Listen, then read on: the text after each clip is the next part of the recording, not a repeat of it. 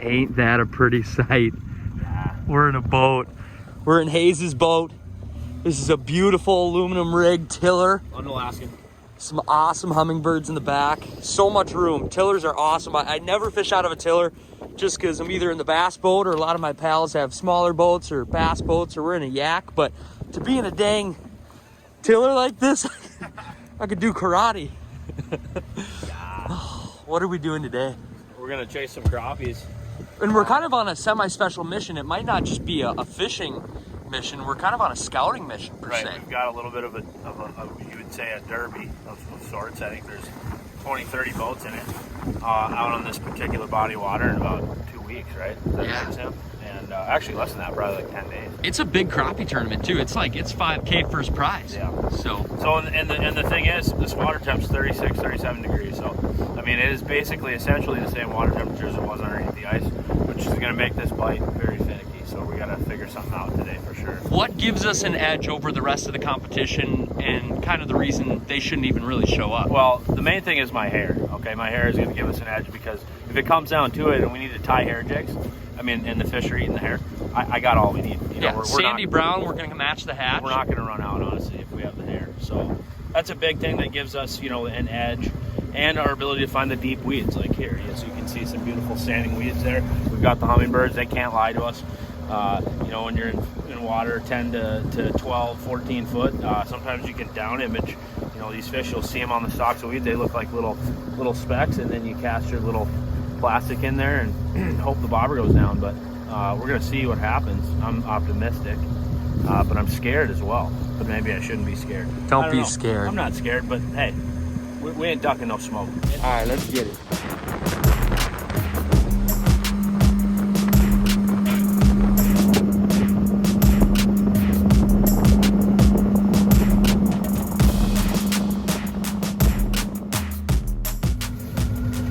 What we're doing now is we're checking some main lake humps that are close to some back cuts where these fish might be staging. A lot of these big crappies will kind of sit on a weed line or a weed hump. What we're looking for is mainly weeds though, eh? Definitely. I mean, that's the only visible cover. I mean, especially after, I'd say it was a decently long, tough winter as far as, you know, for the whole state of Minnesota. Maybe not quite as bad down here, but any standing weeds that you have on these, you know, humps or flats are going to be just a magnet. I mean, all season long, but especially this time of year, when there's really no other cover, you know, they're not up in, you know, 3-4 foot of water on this particular part of the lake we're on. It's very gin clear, and the water takes longer to heat up. You know, as we were in the kayaks, what was it, about a week ago, and they were up in a cut, but that's not the case. Not the case with every bay or every lake. On Minnetonka, it's like you can go into a different lake and it's like you're fishing a brand new lake. So exactly, yeah. I mean, it's extremely diverse, and the nice thing about Minnetonka, I mean, look at what it's developed. I mean, it's developed your Seth fighters and I mean, it's so diverse. Like, you know, these guys have gritted their teeth. If you can, you know, learn the lake and know how to fish it from east to west, north to south, you're gonna set yourself up well to fish anywhere. Really, it's really an awesome lake. Glad it's in my backyard for sure. Wow, we are working on what is probably close to 120 piece today. I bet we've caught. How many do you think we've caught today? Respectfully, seriously. I mean, seriously, honest to God, 100 to 130. Yeah. Without. I mean, that's a serious. But it hasn't been like this all day. No, it's just like when the clouds came, they started biting. And we happen to be in a place that's got clear water, so that probably might have something to do with it. But it's been phenomenal. I mean, we picked up Buddy Justin here, and it's been... And we fished a lot of water today that looked like it'd be really promising, looked like it'd be really good. Why are these fish so loaded right here? I know we haven't filmed much today. We've been kind of scouting around for the tournament, but why are these fish so loaded in a few of these spots we've got? Well, we got good green, you know, weeds up to the top of the water, which we found in other places, and the water temperature was actually warmer there. So it's kind of interesting. It's kind of weird. It's one of those sort of mysteries. I can't really explain it. I mean, how much water do we fish today that looked a lot like this? Eerily similar, you know. I mean, it's just crazy. It's just absolutely nuts. I mean, it is literally every cast. And I mean, they're nice fish too, for sure. Respectable crappies right there. But you can't beat it. I mean, this is what spring crappie fish is all about. I mean, the water temp's 39 degrees. No one's probably gonna be out here hard for the next week, and we got it all to ourselves. I mean, how many boats have we seen today? 1 or 2? Like none. Thick cabbage, 10 feet of water. Yeah. We tried that a lot, but it's not like that was good everywhere. So Right. we've got a bunch to bring home for the pan. Beautiful. We actually, the crappies I just caught with Hayes the other day, I made some crappie wontons and they were delicious. Huge shout out to my buddy Ryan Pincala. And let's talk to JB. This is JB's first time slamming in the boat. First time of the year, couldn't be happier. I've bent the rod probably 30 times. Came out here a bit later, but couldn't be more pumped. Feels good to get the long rod out again. We're in the dang boat, dude. Give me some of that. We in the dang boat. We in the dang boat. Get him.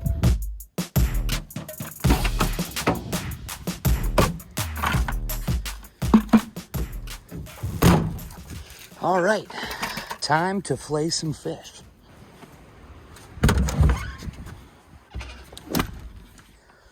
All right, I've got my flay table ready. And today I'm gonna be kind of putting these 2 knives to the test. This is the Rapala Fish and Flay Super Flex knife. This is my baby. This is what I flay all my fish with. I've never owned an electric flay knife until about a week ago. I've used them a few times, obviously, with buddies, but this is the jam.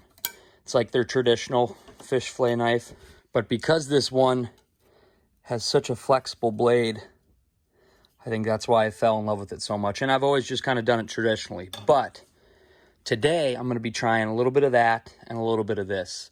Like I said, I've only owned this for a week. This is the Rapala lithium-ion electric cordless flay knife. It's the combo kit. It comes with a nice soft shell case, an extra battery, a wall charger. It unplugs right here. It also has 2 knives with it. It's a little bit shorter one. This is a little bit longer one. Obviously, if you're doing a little bit more pike, salmon, bigger fish like that. And yeah, I've used Rapala knives for probably, I don't know, 15 years, my whole life, basically. A lot of the cheaper ones, this is kind of the predecessor of their original just flay knives. But yeah, I've always just kind of used these.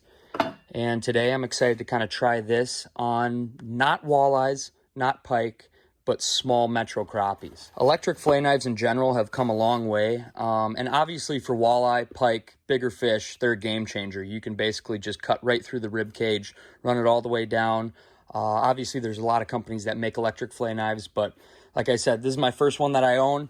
So I'm going to test it out, and I thought a really good way to test it out to see if I like it is on smaller metro crappies. If it can hold up to that, it's obviously going to kill it when it comes to walleyes or pike. But yeah, the battery is charged, so let's put this bad boy to use. I know we didn't show too much fishing action, but my buddy Hayes, Justin, and I, we had an absolutely unbelievable day crappie fishing. We did a lot of selective harvesting, and we kept a lot of the smaller fish. This is just a nice small 10-inch metro crappie.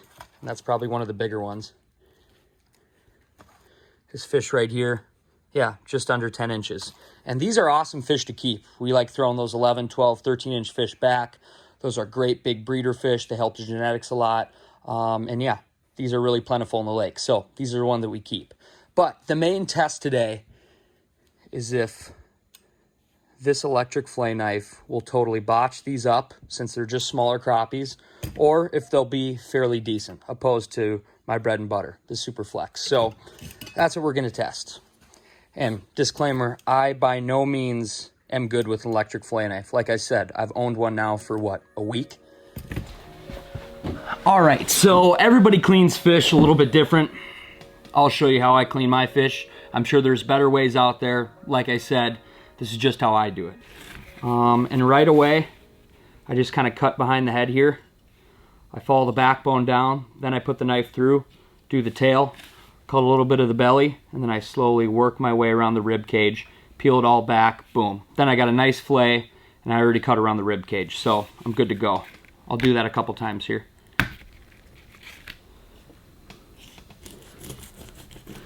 Right back behind the head.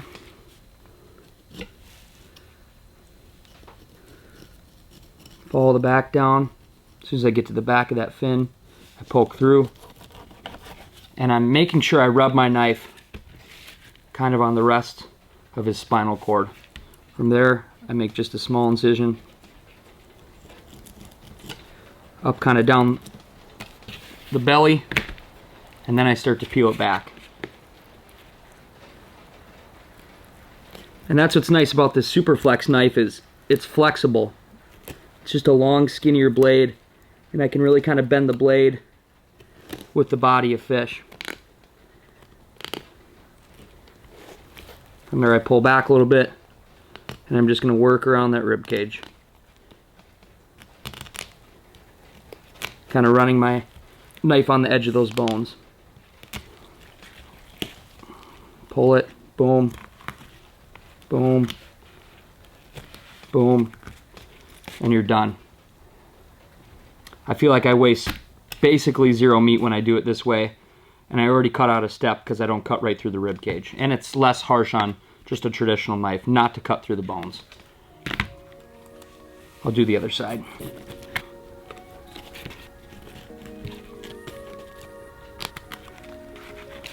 Perfect. And I'm left with two awesome golden crispies. From there I just dig my fingernails into here, and this is where that Superflex is super nice, because that blade just kind of bends as much as I force it. Boom. Done deal. That is a nice fillet. A nice, small, thin Metro crappie. Little golden crispy. I'll do it again to this one. And a lot of times when I'm filleting, I kind of like to go toward the edge of the table, because then I can really like run my knife, I guess, fairly parallel with the table. Then I don't have to rely on the knife to flex as much. And I can just kind of get even with the fillet and the back side of its skin. Bingo, done. Now I'm not gonna lie, no matter how well or bad this thing works, I'll never probably go away from the Fish and Fillet Superflex. This is my bread and butter. I love this knife. I'm used to it. I like filleting fish with a traditional knife. Obviously, when it comes to pike or walleye or bigger fish, and if you're cleaning a lot of them, this is gonna save you a lot more time. But if I'm filleting small crappies and I don't have too many, I'll probably always use this. But like I said, I just wanna see if on a small, thin Metro crappie, that this knife will still do its job. So first off, I'll go over this. Like I said, this is the Rapala lithium ion cordless electric fillet knife. It comes with multiple batteries. My buddies in the past have had older fillet knives, and they've been the ones you kind of either plug into a wall. They're not cordless, and that really hinders you, because if you're filleting fish in the back of your truck, or you're up at a resort and a fish cleaning station, they don't have an outlet, it limits you where you can use this. So I would suggest anybody, if you're buying an electric fillet knife, go cordless. And then also when you're really kind of working your fillet knife, you're not dealing with this cord coming out the back. So a lot of fillet knives now are cordless, and that's for good reason. From there, the blades go in and out pretty simply. There's just a little push button on the side. These blades can come apart when you're cleaning them. You just slip them together like that.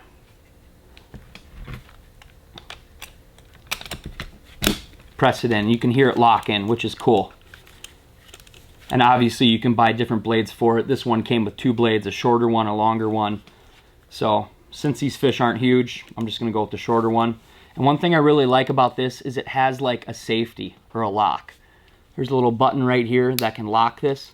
So say if you're filleting fish around your kids or even just buddies, there's a lot going on. No one is gonna accidentally grab this and cut themselves. That lock is really sweet. So you just unlock it and it's good to go. I've read some reviews on these online, and they say that this knife has a lot of power, especially if you clean a lot of big game fish. This might be a good knife for you. Since it's an electric fillet knife, a lot of people do this different. Some people kind of curve this around and then get their fillet knife back to here and then run it down. And a lot of people just kind of ixnay this little belly meat right here, and they just cut the whole thing at an angle. and that way they're not dealing with the guts, and this little belly meat here, it's not too much waste. One thing to remember with electric fillet knife is these things are powerful, and you don't have to push very hard. You can kind of just let the knife work and do its thing. So first time I'm going to fillet it how a lot of guys do it down south. They go right at an angle, and they make sure they keep all this meat here.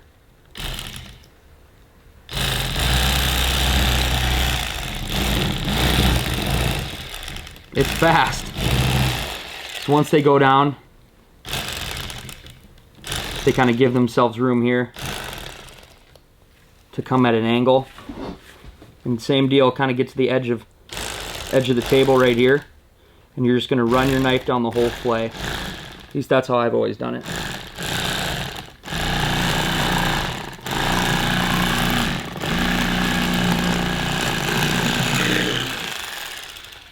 Wow, I kind of cut through one of the sides, but not bad.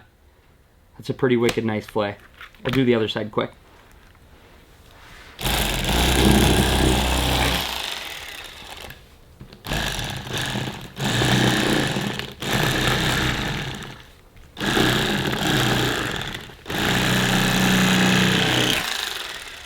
Bingo. I'm not gonna lie, that was pretty slick, and I feel like I didn't waste much meat. I a lot of times don't cut all the way through them. I'll stop right here, flip the fillet over, and then do it that way. But since these are kind of thin, I push pretty hard and boom, right through. But either way, I think I got all the meat. All right, we'll take the skin off now.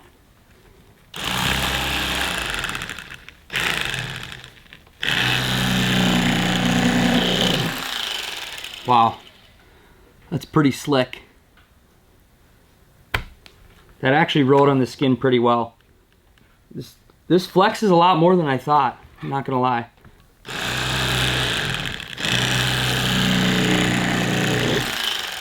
Slick. Boom. And then for smaller fish, I've always just kind of used a traditional knife. It's nice if you have a buddy here. One person can kind of cut these up with electric if that's how you're doing it. The other person can take the traditional knife and just kind of run it right along the rib cage here. But the main focus, at least on a crappie, is this upper part. That's where your best part of your fillet is. This belly meat under here, it's not too important and you're not missing too much if you happen to cut it off. So just off the first fillet, I'm pretty impressed. For how thick these blades are, I feel like it wasn't too bad filleting just a pretty thin Metro crappie. This next one, I'm not going to do it the southern style. I'm going to kind of go wrap it around and do, I guess, what maybe more guys do up north.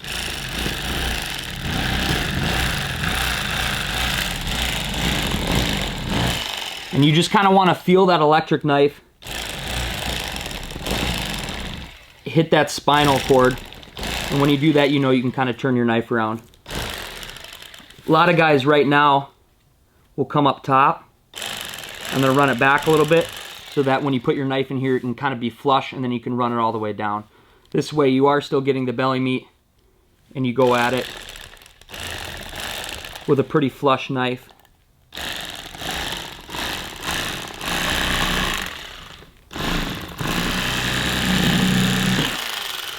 Not bad. Same thing here. Like I said, you don't want to press too hard because these knives are powerful. They'll cut right through this fish. I think a lot of people think that when you fillet fish an electric knife, you just hold the gas down and go. And that's not true at all, I don't think. Especially if you do it this way. Run a little here, run a little there. Flip this around. We'll come back. Now I'm just going to run that spinal cord down. Sweet. And that's what a lot of people do here. Is they just flip the fillet and fillet it off. That's pretty slick. Not a bad little fillet. That's not wasting too much meat at all, if you ask me. These are pretty small, thin crappies, so I'm actually pretty impressed. I'm impressed that I'm not botching it up.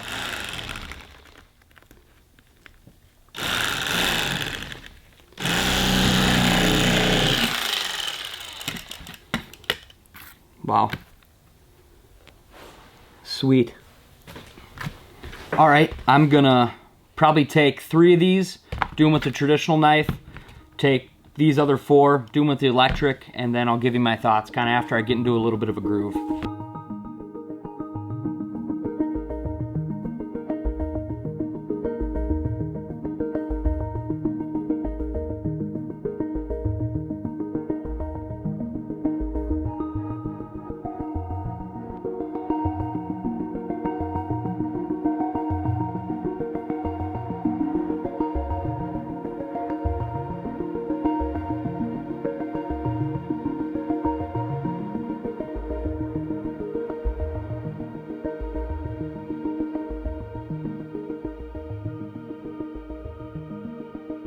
I'm basically done. I gotta take the rib cages out of some of these, and I'm gonna get them soaking in water, and I think Steph and I are gonna have fish tonight, but I ended up cleaning the rest of the crappies just with the electric knife. I kind of wanted to get in a better groove, and honestly, I wanted to practice with it more.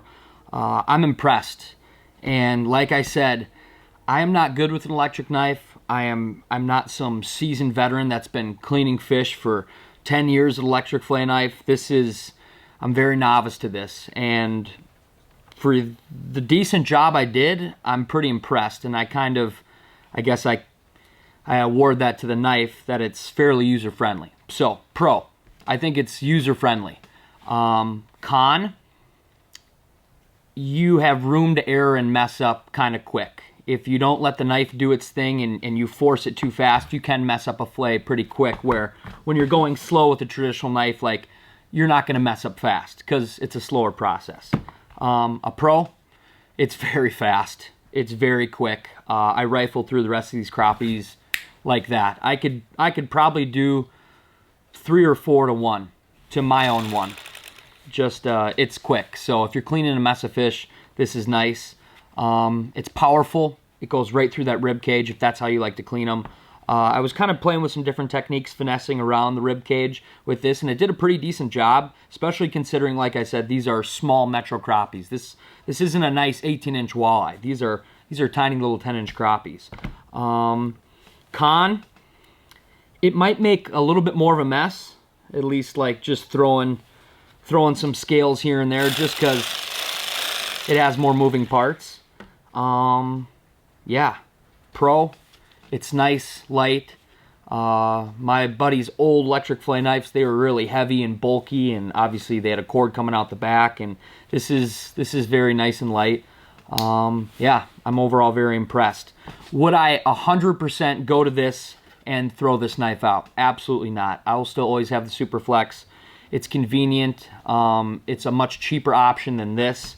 And I feel like they're both tools. They're both tools to do the job. This can rip through a bunch of fillets, then this you can go in afterwards and get a majority of that rib cage out and save a lot of meat by using the Super Flex. So I really do like the case it comes with. I'll link both these knives down below. And yeah, if you guys are looking to get your dad or your mom or your brother or a friend a good gift, this is a really nice gift. Like I said, this is kind of the middle of the road electric fillet knife they make, or maybe, yeah, I think they make 3. They make one with a cord, they make this one, and then they make a higher end one that's even more expensive. I'm interested to try that if any of my pals have it, but I'm very impressed. And from somebody who doesn't use an electric fillet knife a lot, you can do this, you can use this. Don't be intimidated by this. If I can do it and not totally botch up the fillets, you can definitely do it. So yeah, good fishing, good harvest, good fillets. If you guys are getting out spring crappie fishing this year, please keep your mind open. Every lake is different. Like you saw a little bit ago if you watched the previous videos, Hayes and I, we've been catching some fish in the way back of tiny shallow cuts where the water heats up the fastest. And then on Lake Minnetonka in a different bay yesterday, we caught them in 10-foot cabbage. So some of these fish are pushed way back feeding. Some of these fish are still out in the main lakes kind of staging before they move up and feed more. But the water is very cold, at least here in the upper Midwest. There's a lot of ice kind of from central Minnesota up. So it's a little bit later year. These fish are nowhere close to spawning. They're just staging and feeding up. So yeah, thank you guys for watching this video all the way to the end. I truly appreciate it. Like I said, I'll link both my favorite knives down below. And yeah, I guess there's nothing left to be said than stay tuned. And as always, let the adventure begin. See you. Move ahead. Oh my. my pretty babe, something ain't right. Got to find a way to move ahead. Oh, my pretty babe.